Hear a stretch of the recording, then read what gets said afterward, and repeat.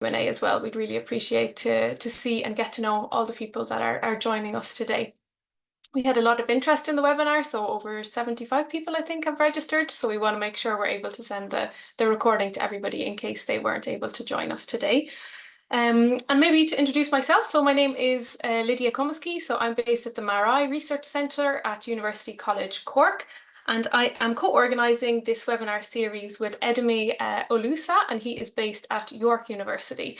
And we are part of the working group on co-creating water knowledge, which I just told you about. And the working group leaders are here today. So we have Ben and Natalie, I think. Maybe you want to give a little wave. And Wouter and Julio as well are part of that working group. So thank you for joining us today. And yeah, before we get started, we wanted to get to know the room a little bit and to test out the poll function in Zoom. So Adame, if you'd like to kickstart our first poll just to get a feeling of who's in the room. And yeah, our first one. Okay, what's your background or discipline?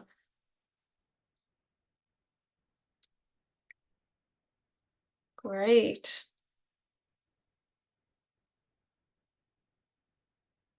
Lots of natural sciences coming through so far. Okay, more coming through. I'm not sure if you can see. Can you see the results or do I have to then share the results? I can see the results anyway, but maybe that's as co-host. Yeah, I mean, when they are done, then I'll share. Oh, when we end. Okay, gotcha. You can't see the results yet. Okay, yeah, great. So we have 17 people in. How many have we got here? I think we have 24 in the room. So if anybody else wants to quickly answer, and we can end the poll. Okay, look, we'll end the poll now and we'll share the results and others can join in the next one. So hopefully now maybe you can see the poll. I'm not sure, but overall we have 71% of you are from the natural sciences and 6% are from the social sciences or humanities. I'm a bit surprised by that. I thought that we'd have more from the social sciences and humanities. And we have 24% from engineering, and we have no policymakers in the room, but that's okay. So yeah, that's interesting to see that we have more so on the natural sciences, and maybe that's a push for us to encourage some other social sciences representatives to join us next time. So thank you everyone for sharing that. And we'll go quickly to the next poll if that one's working. So we just want to know which regions people are coming in from today.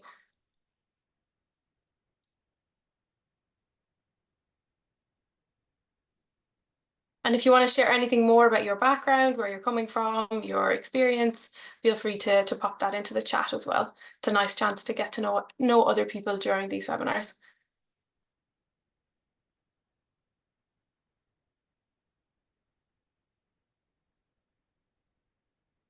Great.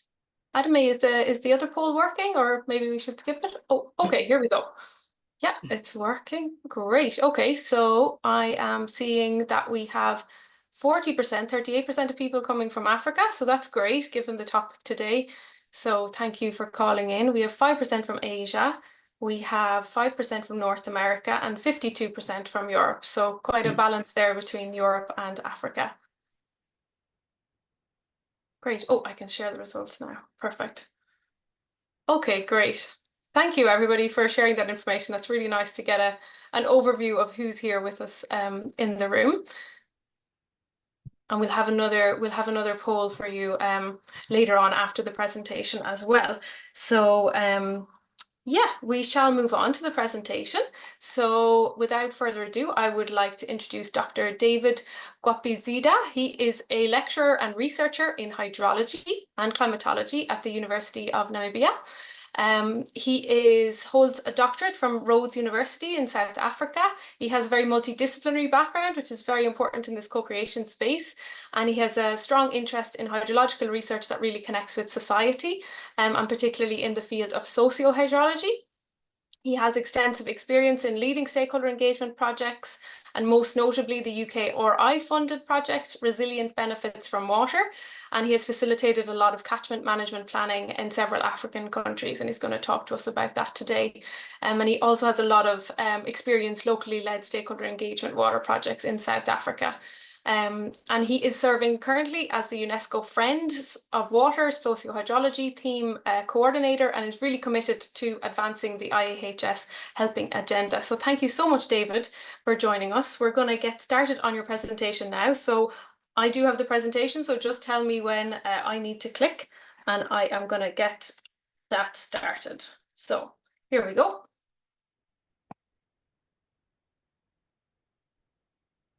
Thank you, Lydia. While I wait for the slide to show, is it sharing now? Is it not sharing now?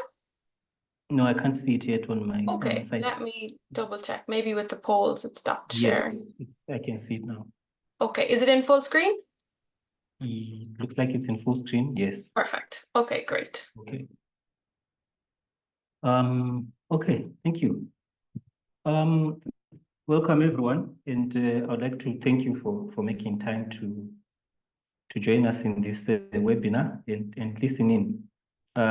Just to say that I'm working from home, so I have a little one in the background, so you might hear a bit of shouting, but not much though. So just, yes, to introduce myself, thank you, Lydia. A good introduction, indeed. I'll just say that the work that I'm presenting on today is focused on South Africa. It's actually a case study from South Africa. So that's the work that I'm going to be focusing on today.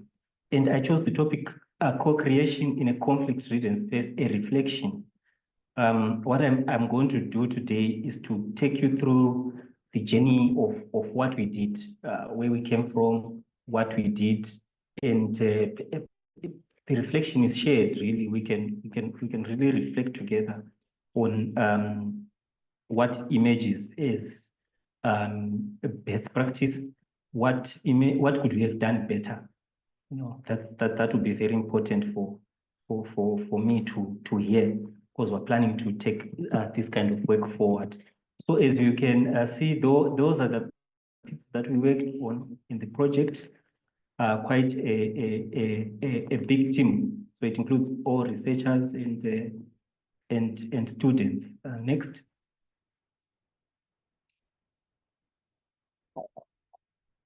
Next slide. Thank you. So these are the collaborating organizations back. Okay.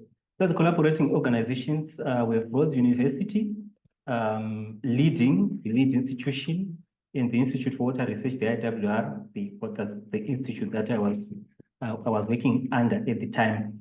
So this project was done, ended early this year. I only moved to the University of Namibia around June this year. So this is the work that I did while I was at Rhodes.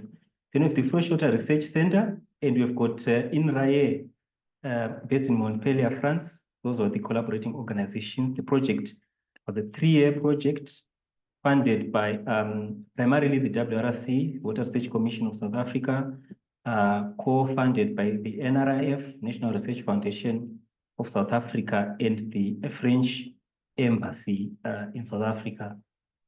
Then next. Right, then to give a background, so the project was done in the Western Cape Province of South Africa. And in agriculture is a major economic activity in this region. So the region that we concentrated on mostly is called the Gwapedza. So it's a commercial farming area, and agriculture is expanding. Farmers are expanding their enterprise, preparing more land for mostly it's fruit farming that is done in that area. Apples, pears, oranges, and of course some other horticultural products such as your onions and your other vegetables. A lot of the fruit is for export. Most of it is exported to Europe, to European markets. Then, so because there's a lot of water use, you know, South Africa is one of the countries where agricultural or irrigation rather accounts for more than 60% of the total water usage in the country. So the maintenance of environmental water requirements is a key focus in the way water is managed in South Africa. Then we looked into this region because water resource management, we thought it could anchor in participatory approaches. We at the Institute for Water Research, and of course a lot of other hydrologists, I'm a hydrologist also by background, we do a lot of modeling and water resources assessments, and the participatory element has not been coming across so strongly. And thanks to the helping decade that now we can really usher in participatory approaches and integrate the work that we do, our innovations in the hydrological front, and make that speak better to the societies that we live in. Next slide, please. So this slide gives you a sort of background of what is happening in the catchment. So you would see immediately from the illustration, I like to use this diagram, and you see that there is there's an upstream and downstream dynamic occurring in this catchment. And as you can see, it's one big catchment but divided into two areas. So you've got we worked in the area bounded by the purple line. When we started off this project, our focus was to go and work in the entire area. But because these are not easy areas to access, the farmers on the other side were not interested in being part of this process. They rather wanted to be observers. So we were like, okay, let's do it with the farmers on the other side, on the one side, and let the others observe, especially the initial stages, and hope that they will be also see value in this kind of process. So you can see that the farmers or water users located in the upstream are usually okay because there is a strong rainfall gradient in these areas. So people located in the higher gradient areas will have access to more water. And as you go downstream, the farmers on the downstream are only left to use what is left from upstream farmers. So this situation, when it's the rainy season, it's okay. It does not cause conflict, really. But when it's the dry season, that's when now you start getting these issues whereby the farmers in the top are now supposed to release water downstream, but that is not happening. So this causes conflict. And the conflict that we're talking about really is farmers suing each other. A lot of lawsuits happening in the area. And what is also happening is the corporate farmers are located in the upper catchment areas where there's the bulk of the water. And as you can see, there's a little red arrow there that crosses from one catchment to the other. It's one farmer having farms on both sides, so they can transfer their water allocation to another catchment using pipelines. So this is causing a lot of issue because they get their share, but in times of drought, that means that the people located on that other side of the catchment actually face water scarcity, which is driven by the fact that water is being transferred out of the catchment. Then in terms of the social demographics, the water users are heterogeneous. So all the farmers are white Africans farmers mostly. So it's in terms of the demographic. I know when you talk of South Africa, a lot of people expect a lot of racial mix, but these are some of those areas where there's no mix in terms of race. It's just white commercial farmers. Then some of the pressures that the farmers have is market-driven sustainability demands from the EU. There's more demand for them to produce sustainably. So that is really putting pressure on everyone to ensure that environmental requirements are met. So next slide, please. So one thing also, Beck, one thing that I also need to mention is that this group of water users are rich. These are some of the richest farmers in South Africa, or some of the richest South Africans. They make millions and millions of rands. So you would imagine that it's not your typical community that you go into and say they have an issue and you are bringing a solution. Yeah, we're talking about farmers who pretty much have everything figured out. You know, they have money to turn land that is unsuitable for agriculture to be suitable. They remove stones, they bring in soil from elsewhere. So it's a huge farming enterprise. Making engagement in this space is very difficult because you need to demonstrate that there's a need for this kind of work. You know, ask these rich farmers to sit down and talk to you. It's a huge task. But otherwise, there are some fears that united the farmer. One is potential pressures from downstream users. So as you can see, if they are using all the water upstream, there will be questions from downstream as to why is water not coming down. I mean, a lot of people know about the day zero scenario in Cape Town. Who came to the help of the city? It was farmers because they had water stored. You know, so these questions start coming up to say, why would the city run dry when there's so much water upstream? So these are some of the questions that the farmers are still starting to react to and seeing the need for such initiatives. Then, of course, new water licenses, because they can't meet environmental water requirements, the Department of Water won't issue new water licenses. Then, of course, farmers are afraid of climate change. After the drought in Cape Town, they're afraid of climate change. So at least we could use these kind of issues to say, well, there's an interest for you too in this kind of process. It's worthwhile for you to participate because coming up with a water management plan that meets environmental water requirements can help you deal with some of these issues that you are facing. Next slide, please. So these are the broader aims of our project, very broad aims. We wanted to generate an ABM through feedback and involvement. Wanted to evaluate water availability under scenarios of climate change. Wanted to assist the farmers to institute governance instruments. In this case, it was a water use plan. And for us, the success of the project was when farmers adopted a collective and common interest in the way they use and manage water. Next.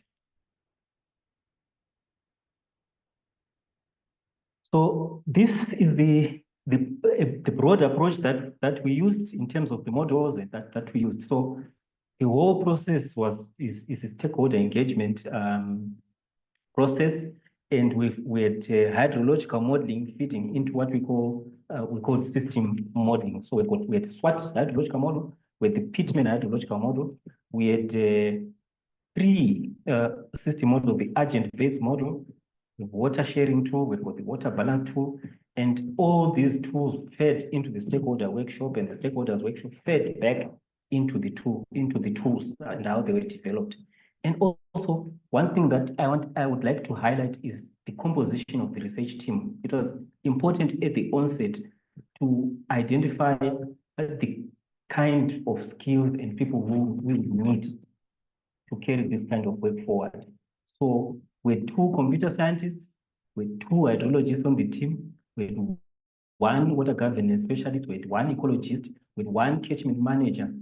And this catchment manager was located in the catchment. So we had someone staying in the catchment who could relay our message to the farmers and also relay what the farmers have said back to us. So it meant we had a continuous engagement with the farmers when they needed data, when they needed follow-up, when they needed to plan workshops. It was difficult to plan workshops with the farmers because you had to find the right dates, you have to find the right times when it's not planting season, when it's not harvesting. You have to so a catchment manager located there, it really helped. Then we had a professional facilitator, and was also a life coach, so that helped. Then we had an NBS and JAS specialist. Then, of course, we partnered with other agencies, the Western Cape government, the WWF, and the Water and Sanitation Department. These were very key in terms of making the process, validating the process. You know, the voice of the people from government, the voice of the people from WWF. We had been working in this catchment for a while.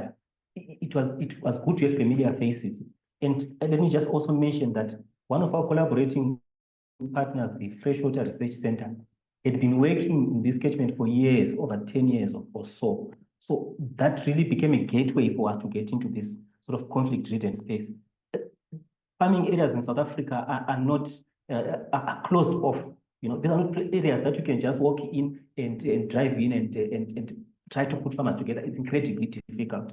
So we made use of people who had already existing relationship in these areas to help us in terms of bringing the farmers into the home, also convincing them that this would be a worthwhile process. And that's when the WWF and Western Cape government came in.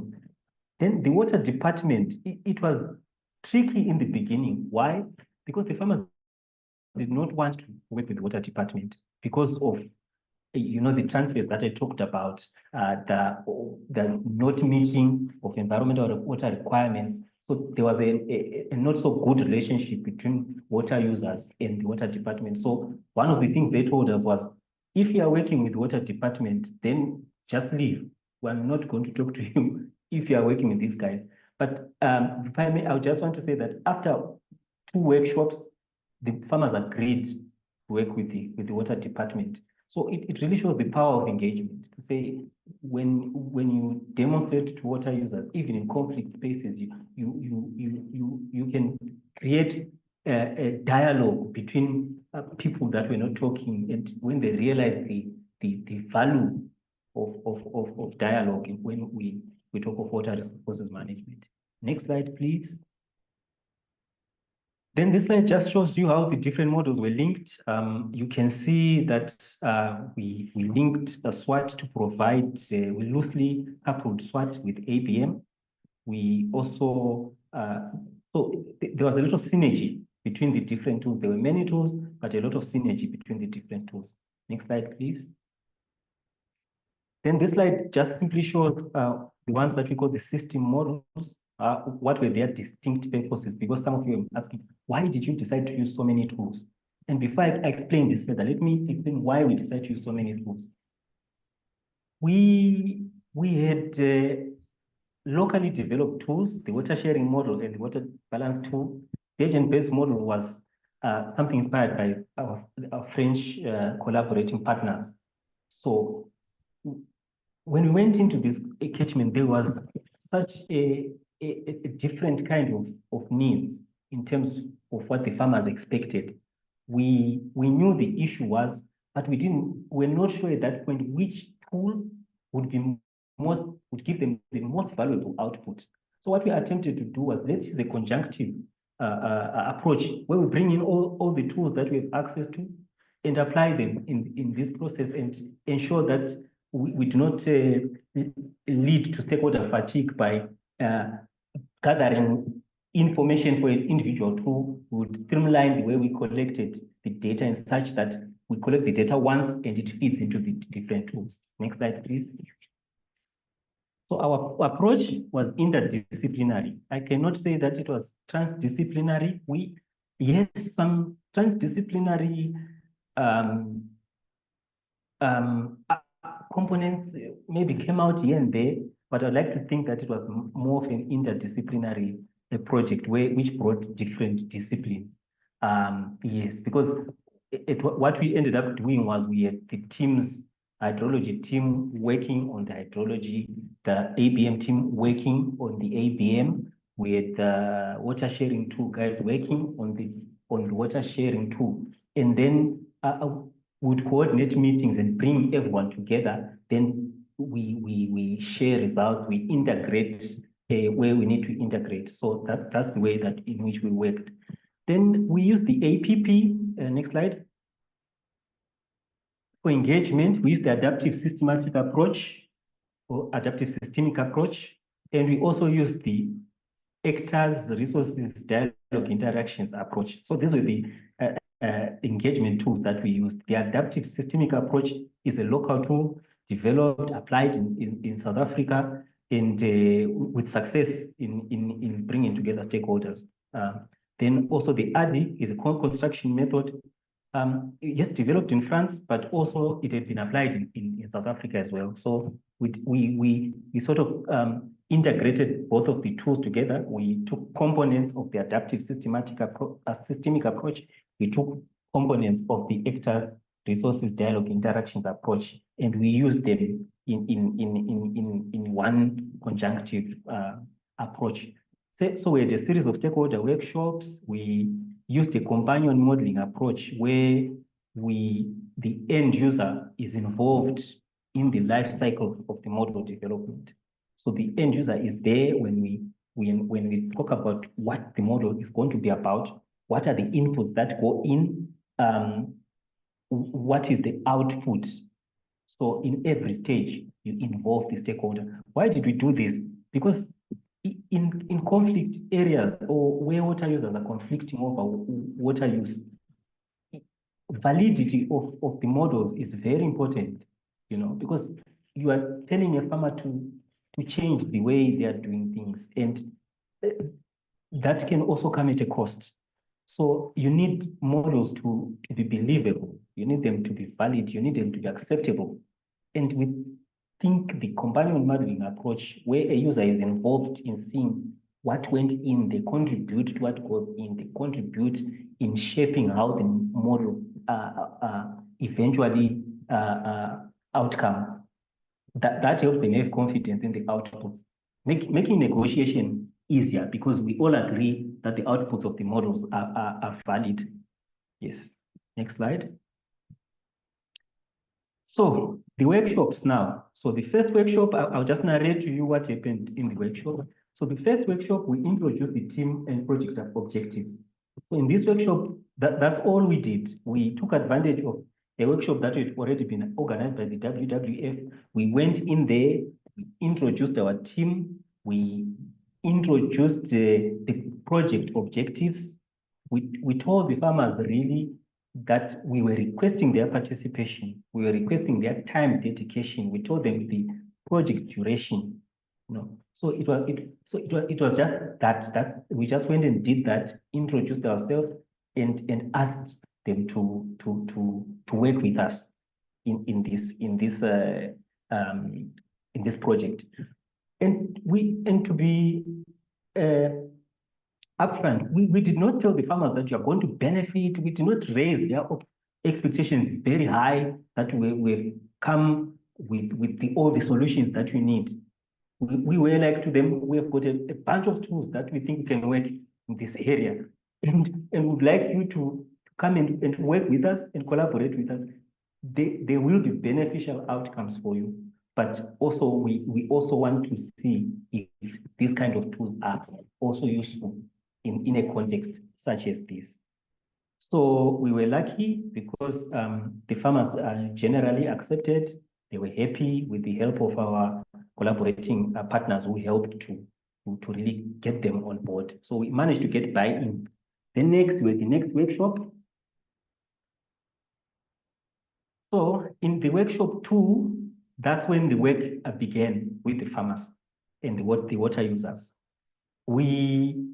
Here, this picture shows the research team. We were planning, we would go to the catchment a few days before, take time planning and finalizing our plan. And standing there is Lucy, our facilitator. She played a huge role just we are hydrologists, we are ecologists, we are computer scientists. Our talk is natural science. So whenever we say we're going to present like this, we're going to do it like this, she would say, no, the farmers are not going to get that.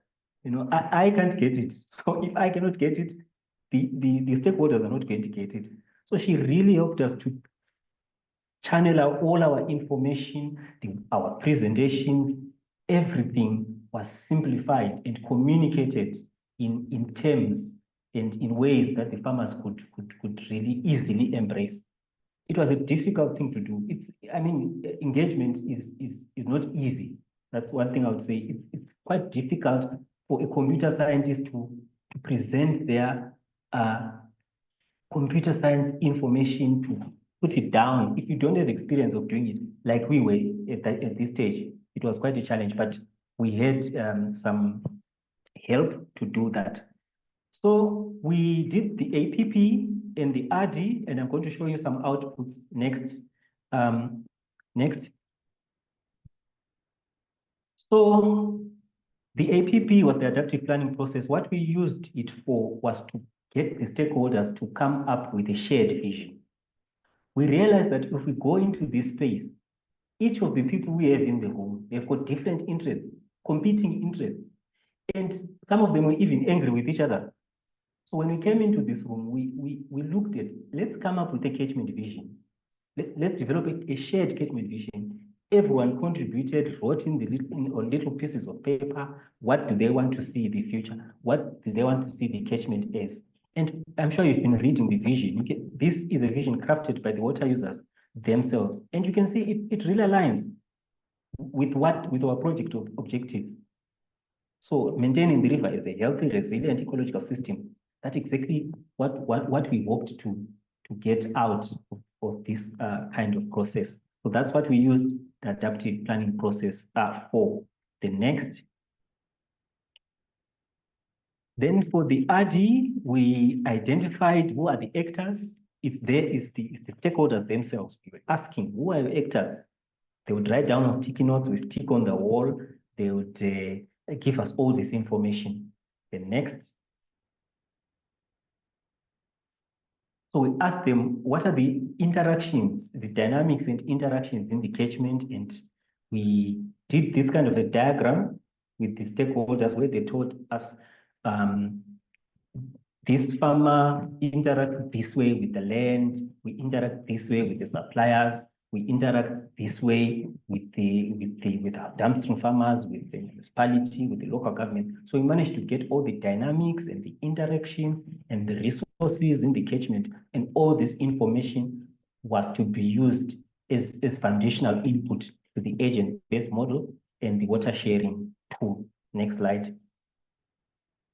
So this diagram just shows what we did with the previous diagram. So from there, we cleaned it up, made the linkages nicely. Then from here, the computer scientists were able to take this and start developing their class diagrams, developing a different kind of other formal diagrams in computer science that they need to code the ABM, because we wanted even the coding of the ABM when we report it to be transparent so that the user can see what went into it. Then next slide, please. Then it was workshop 3. In the workshop 3, we were presenting conceptual models. So we went back with the input that we got in the RD. We started developing conceptual models for the water sharing tool, for the ABM model. And when we had that, we took it back to the farmers and we said, okay, with the information that we got from you, this is what we went and produced. And we're going to present models. These are the inputs, and that this is how the interaction will be happening in the model. Are you happy with this representation? Right? Do you want improvements to be made? What additions do you want? So at conceptual level, the farmers were able to give us feedback to say, yes, using the information we gave you, what you are going to put into the model and how it's going to emerge, it seems okay. You know, of course, they pointed out to things that we needed to correct. And that was the reason of this, that they should tell us what we needed to correct. They even suggested other things to add, like when they saw the conceptual model, they were like, but there's an economic aspect missing in the agent-based model, which was very true, but we realized that would be incredibly difficult in the time that we had and the project duration. So it was quite a limitation. We couldn't really put in everything because that was going to make the agent-based model very complex. And the other thing is a lot of the data that we needed to put into the models, we needed to get it from them. And at this stage, they were giving us their data in terms of the water use, the activities in bits, because as the trust was growing, then they were providing more data. And we kept saying, the more data you give us, the more reliable your models would be. So it was quite an interesting process of seeing the relationship growing and the farmers seeing the conceptual model and say, oh, so you need this data. Okay, so come to my farm. You know, after this workshop, just drive up to my farm and I'll give you the data. If you need rainfall data, if you need soil moisture data, just drive up to my farm. So we were seeing the relationships growing, and even in that conflict kind of space, we could see that they were seeing the value of this process and the potential outcomes. And at the end of every workshop, we had a reflection section where we gave them sheets where they would reflect on the way the workshop was organized, the way the workshop was presented. Did they feel that it addressing the issues? What were the problems? So at the end of each workshop, we knew the problem, so we could improve. For the next workshop, we could see what we're doing wrong and improve. So that meant that our workshops kept getting better and better. Next slide, please. Then workshop 4 was the final workshop. Here we presented our outputs. And as you can see, again, we were back at the farm. And this diagram was taken prior to the workshop. We were planning. We were planning how are we going to present this? How can we make it easier? And how can we make it more presentable to the farmers? So one thing we did, we simplified the outputs so much.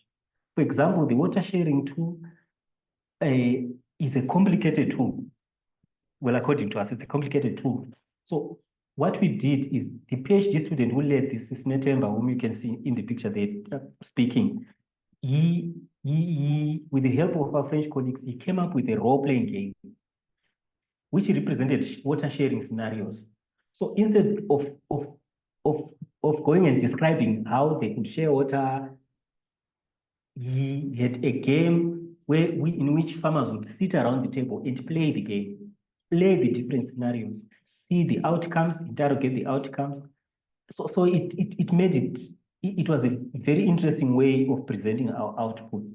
Then other outputs, we tried to simplify them as far as possible. Next slide, please. So here is a diagram of the farmers playing. The one farmer with the smiley face, I covered his face up because of our ethics agreements. Everyone else whose face you can see is part of the team or part of the other agencies. So yeah, it was quite interesting seeing them seated around the farm. And the one whose face is covered was actually holding his head. And it was holding his head because of the decisions that he had to make as a farmer, even in the game, you know. And this reflected the reality, really. You know, when we did a debriefing, we talked about how this reflected the reality of the decisions that a farmer has to make. And we tried by all means to make the farmer play themselves. But we didn't have everyone. Those were 2 tables. So we ended up having some people to play as role players. Then we had a debriefing session at the end. The next slide. So here are some of the presentation of the results of the agent-based model. So we realized that if we're going to present bar graphs and time series and frequencies, it's not going to work. So what we did was simply try to indicate what would be the shortage under the different scenarios. For example, in scenario 2, shows an increase in hectarage under conditions of climate change. Scenario 3 is increased dam capacity under scenario of climate change. And you can see the diagrams themselves, they're easy to interpret. You can easily see the differences, what happens. And this is the kind of work we put in to ensure that our stakeholders are with us. They understand the outcome, they understood what went in, they contributed to it, they understood the conceptual model, they were happy with it. The outputs were simplified in a manner that they could understand. Next slide, please.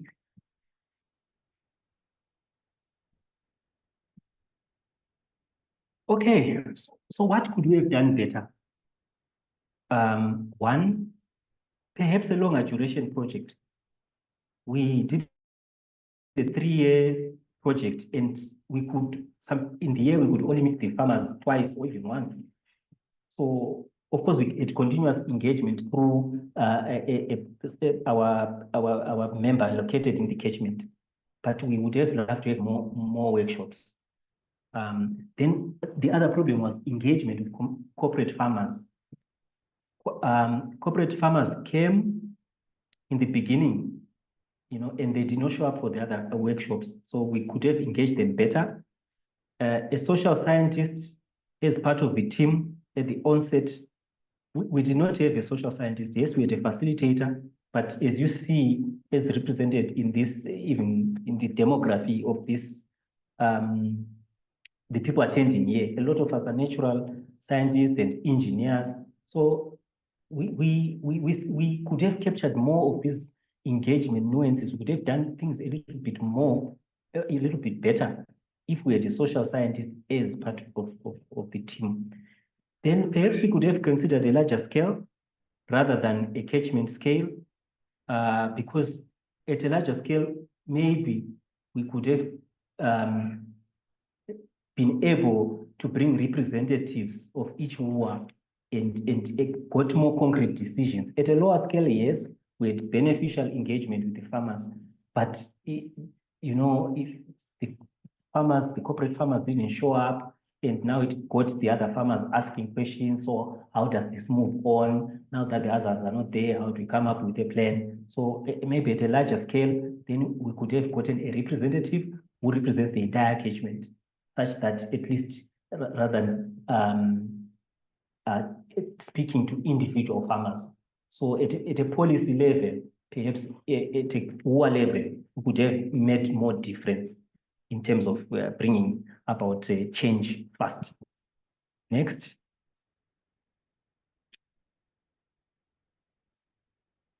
What are our future plans? We want to further talks ongoing with the WUA to finalize the water plan, which is influenced by the outcomes of the models. Then we're developing a stakeholder product. Next slide. So there is the product that we're developing. What we've done is we've gone a step further to take our project report, simplify it using infographics. We've hired a professional to simplify our stakeholder report and make it a much simpler document that we can give to even a non-scientist, and they can read and understand what was done. So it's almost done, and we will circulate it in case there are people who are interested in reading it. We think it's such a helpful document, and even the farmers really, we made it with them in mind. A farmer can simply pick up this document and go through it and understand what happened and understand the outputs.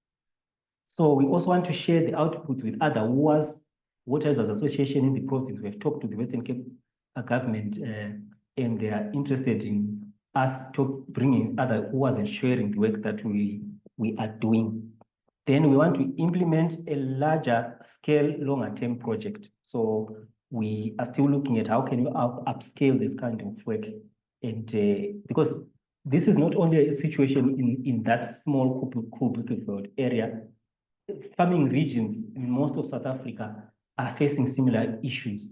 And even farming regions in other countries like Namibia and Zimbabwe, the issue of conflict over water sharing in farming regions is really a problem. And with climate change predicting more droughts coming, we're going to have more of this. So next slide, please. So this work that I've presented today is, you can find it in two publications so far. There's more that we're trying to produce. We've got a paper that we published this year that gives a background, just the initial stakeholder engagement that we did. We're planning to do another overarching paper that shows the complete engagement. Then we also have another paper which looked at a criteria for allocating water during deficit periods. And I invite you to email me. If you're interested in this kind of work and you have ideas, you have comments, and you'd like us to see how we can work together on this kind of work. And the final slide, please.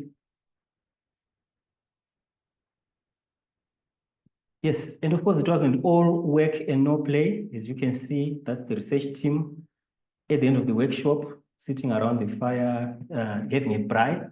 South Africa, we called it a braai, but I think a lot of you know it as a barbecue. So thank you so much for listening, and I hope you found some useful outcomes from this webinar. Thank you so much. Thank you so much, David. A big round of applause, I think, from everybody. If you want to give us a little reaction, I think that was super, super useful and very honest kind of reflections there on the challenges in terms of actually that initial engagement and the advantages of having the social scientist facilitator to really help to simplify the language that you were using for the engagement, and then the challenges that you have kind of the end in terms of maybe sustaining that engagement and maintaining the kind of legacy of the project. And great to see your idea to kind of create that simple guidebook or toolkit. So I'm really looking forward to Googling some of these outputs. And if you do have the links, I think you could feel free to pop them into the chat. I'm sure everybody would be delighted to read your papers about this. So yeah, thank you so much, David. And yeah, we do have about 15 minutes left, so I'd love to open the floor to questions. As I said at the beginning, we're happy not to record any of the questions or the discussion, so feel free to put back on your cameras and we can have a chat. So if you prefer, you can pop a question into the chat box, or feel free to just raise your hand if there was anything, even if it's just a reflection, anything that you want to share based on what you've heard.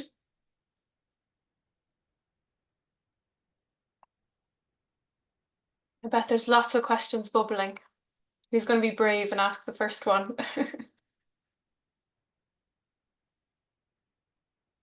Natalie, would you like to go ahead? I see your camera popped on.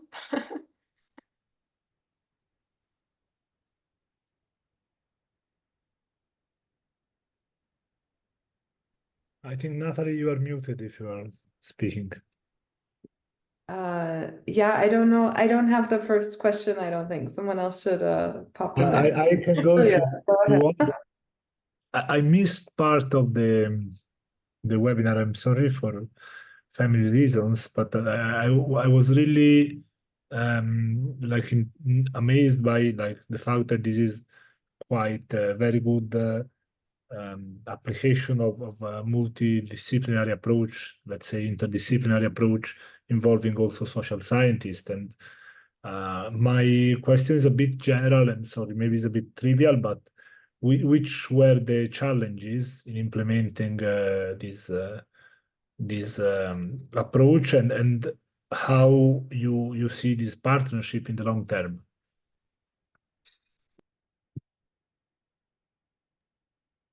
David, did you Yes. catch that question? Oh, go ahead. Great. Can you just repeat the second part, will you?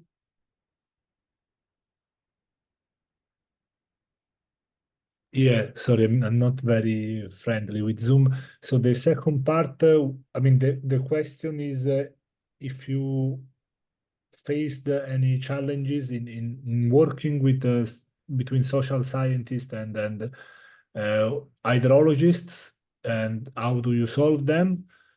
And actually, if you plan to do more work in this direction in next year, I think so, and how this will be developed. Okay. I'll attempt to answer. So in terms of the challenges, I think an honest reflection of the challenges of working in an interdisciplinary team would be to say the first thing is it's not easy to work in a multidisciplinary and interdisciplinary way. Here I'm talking of the challenges of working.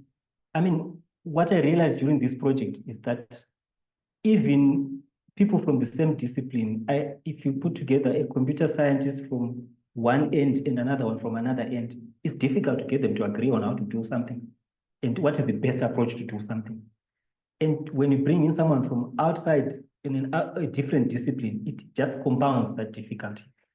So the solution that we had there was to say, okay, let the social scientists work together towards their tasks. let the hydrologists work together towards their hydrological tasks. Let the ecologists work together towards their ecological tasks. Then we meet together and try to find and intersect the work.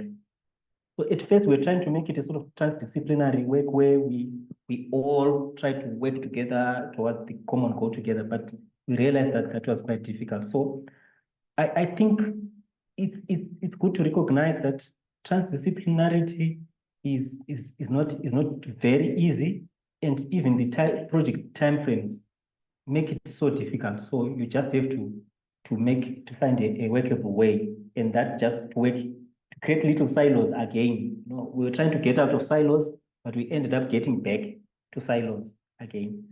Then in terms of going forward, yes, we're planning to work together going forward. And what we're going to do next is team composition is very important. And we are going to have a social scientist upfront. For this project, we only had someone with a social science background doing the facilitation, but we didn't have a dedicated social scientist who is grounded in social science principles. So we'd have that upfront, I think, for the coming work. Thanks so much, David. That's really interesting. And I'm wondering, have you got any contact now with any of the farmers or through your organization? So, because sometimes this impact kind of trickles along, you know, maybe a year later, something unexpected might happen as a result of the project. Are you able to kind of keep that ear on the ground to know kind of what's happening? Because there might be other benefits that you mightn't have expected, maybe that emerge from the project. I'm just curious. Yes, certainly. One thing that I missed, maybe because of the time, was that during this workshop, in the, I think, third workshop, we had visited from a different farm, farmers from a different area. We had heard about this kind of work and approach, and they just came in to say, well, we heard this is happening. We heard it was useful. We have come to observe. So, and also the representative from the Western Cape government, at the end of the process, they were saying this is useful. They are the ones keeping the tabs in the catchment. Our collaborating partners, the FRC, are still located in the catchment, still doing the engagement, because we still need to finalize the water use plan. So we do have feet and ears in the catchment, and there is an interest to scale this up to other areas in the Western Cape. Yeah. And that's amazing, brilliant. Yeah, it's so important to capture those trickle effects and maybe unexpected or unplanned impacts. So well done, that's great. Do we have any other questions in the room? Hi, I'm Sujana Dhar from India. Can you hear me? Yes, we can. Yes. Go ahead. Thank you. So I was listening. It's actually evening where I am, where we may be ready to call it a day. But I really appreciated the presentation and the webinar that you bring forth. We also do stakeholder engagement, and sometimes it's difficult, like the speaker said, the August speaker, he spoke, because we have catchments in India, you know, which sometimes they're as big as countries also. And it's difficult to get everybody on board, but because of the river basin and the community and the conflict it brings with all the water users, I liked to see his presentation and especially what he brings using SWOT. I use the soil and water assessment tool. We use it a lot in India because India, we use a lot of agriculture. We have a lot of agriculture. So I don't have a question as such. It may be again extremely generic one, like the previous speaker said. What actual challenges do you have in the project? But I think he answered that very well. So I would just say thank you, and it's a big learning for me. And I would be present, and I'd like to be invited for more such webinars coming. And I would fight the time zone difference. So it's a quiet evening over here. But thank you for the. I've been to Niger, Africa. And I'd like to visit Africa more often, given the opportunity. I do early warning and flood forecasting for communities, but it's also the livestock, you know, because they're left behind. People just leave them in the pen and they run off. But thank you for this. And it's a great learning. Again, thank you. Thank you so much, and we'll definitely explore maybe experimenting with the time zones just to make sure that we are more inclusive to the Asia participants. And thank you very much for joining. I think for a lot of people, it's really interesting to get such an honest reflection on the challenges and the opportunities for this type of engagement locally. Is there any last question or, oh, we hit David? Yeah, Yes, Lydia. So I think in the room, I think we have Dr. Jane Turner, who was my host at the time. When I did this project, I was just fresh from my PhD. Yeah, it started before I had even graduated the PhD. So she's here, and perhaps she can add some of the some insights. Jane? Great, Jane. Yeah, I see you're there. You're very welcome to add. Sorry, thanks so much, David, and thank you, Lydia. I just sent a private message to David about one other thing he could add. So he's given me the opportunity to speak. So thank you. I just wanted to say, in answer to particularly the first question, I think one of the key successes was we gave the multidisciplinary team a significant amount of time to discuss and present to each other before every single workshop to make sure that the communication was very clear. And this was significant. I mean, it was more than, it was a couple of days before the workshop that we'd meet and we would present to each other and go over and over and over. And our social scientists and our hydrologists and our computer scientists just worked repetitively to really make sure our communication was very clear to the farmers. And then the second point was to find an influential stakeholder or influential stakeholders in the catchment who can advocate for you. So we, as David mentioned, our representative from the Department of Agriculture in the Western Cape, he was on our side from the very beginning. And every single workshop, he got those farmers invested. He said, you are so lucky to be working with this team. This is a huge opportunity for you. Take full advantage of it. And I think that really spurred the farmers to committing to the process, which for much of the time was often quite confused as we were trying to figure out the development of the tools. We were trying to figure out and build our capacity and how to communicate with farmers and how to understand what they were saying. So having that voice, which really believed in us, even when we didn't really believe in us, he really believed this was a great opportunity, was really, really helpful for bringing together the farmers and the academics. Thanks. Amazing. Thanks so much. That's really insightful. Definitely good to have those supporters on board for these types of projects. Great. Looks like we're coming to the end now of the webinar. So please do get in touch with David if you have any more questions. You are very welcome to. And please do keep in touch with the working group. So Natalie has added some information about the working group and how you can sign up. So please do, and you will get more information about the upcoming webinars. We'll also post them on LinkedIn and social media. So hopefully you'll get them one way or another. And yeah, really looking forward to connecting again in our next webinar. We might stay on for a quick photo for anybody that's happy to do so. I'm not sure what's happening on the screen now, but maybe that's our AI friend again. Trying to share the website of the working group. Oh, great, great. I'm not seeing that now. I don't know what we're seeing, more black screen with a white. So possibly it's not working my sharing. I can open it. It's the link that was shared. Okay, let It's on me. the chat actually. Okay.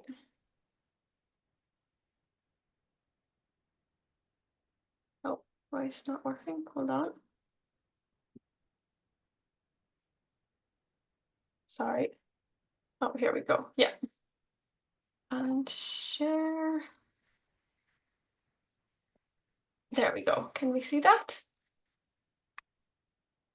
Do you want to talk through it, Julio, for a minute? Yeah, no, just to say that, like, actually, I think you have anticipated this, but this webinar was organized in the framework of a working group of the International Association for Hydrological Sciences that is about co-creation.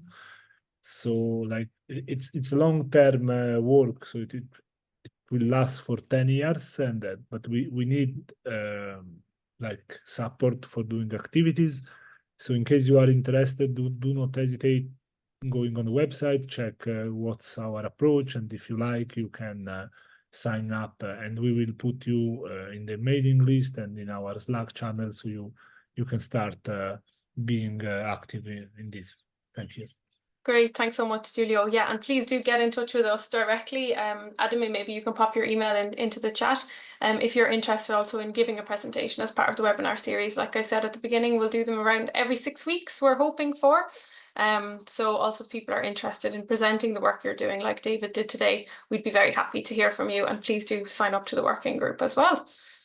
Okay, with that, I am going to end our webinar and thank everybody, especially David, for joining and engaging today. I know that there's lots of meetings you have to choose from, so really